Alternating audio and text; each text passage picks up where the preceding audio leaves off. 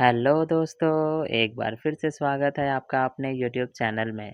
आज के इस वीडियो में हम अल्लू अर्जुन और रश्मिका मंदाना की एक और फिल्म की कहानी को लेकर आए हैं और इस फिल्म का नाम है पुष्पा द रूल यानी कि पुष्पा चैप्टर 2। तो दोस्तों जल्दी से चलते हैं सीधा इस फिल्म की कहानी की ओर। तो दोस्तों फिल्म की शुरुआत होती है जापान से, जहां पुष्पा राज यानी कि अल्लू अर्जुन एक कंटेनर में छिपा हुआ होता है और वहाँ माफिया से लड़ता नजर आता है। यह सीन एक सपने के रूप में सामने आता है, जो पुष्पा के गहरे संघर्ष को दिखाने का एक तरीका होता है। इस सीन का कहानी से सीधा कोई कनेक्शन नहीं है, लेकिन यह पुष्पा के चरित्र को एक स्टाइलिश और दमदार एंट्री देने के लिए रखा गया है।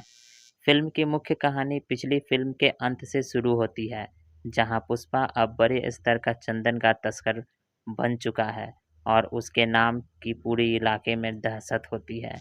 वह राजनीतिक रूप से भी सक्रिय होता है और मुख्यमंत्री बनने के लिए कड़ी मेहनत करता है।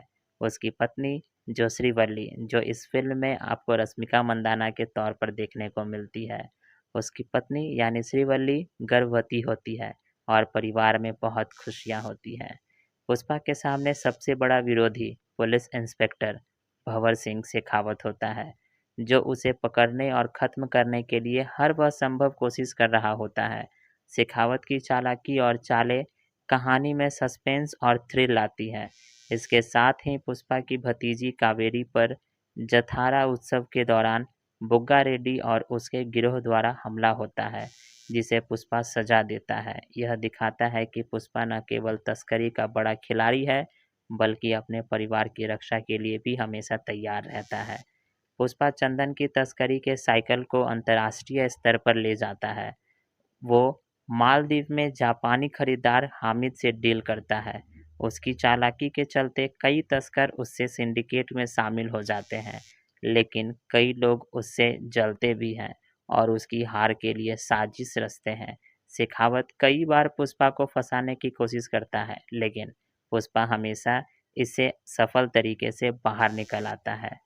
फिल्म में दिखाया गया है कि पुष्पा ने अपने दम पर 500 करोड़ रुपए की चंदन की तस्करी से पैसा कमाया और इसे अपनी राजनीतिक ताकत बढ़ाने के लिए उपयोग करता है। वह सिद्दप्पा को मुख्यमंत्री बना देता है और अपने सिंडिकेट को और मजबूत करता है। हालांकि शेखावत अंततः पुष्पा की खेप को रामेश्वरम तक ट्रैक करने में सफल हो जाता है, लेकिन असली खेप भारत से बाहर चला ही जाता है।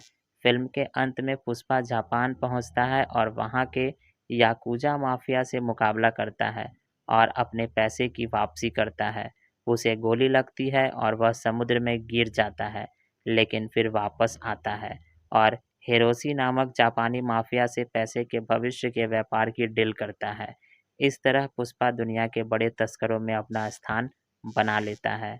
फिल्म की कहानी में परिवार का भी भावनात्मक पहलू दिया गया है, जहां पुष्पा अपने पिता के नाम न मिलने की चाह और अपने परिवार की सुरक्षा के लिए लड़ता है। फिल्म के कई हिस्से सस्पेंस और ड्रामा से भरे हुए हैं।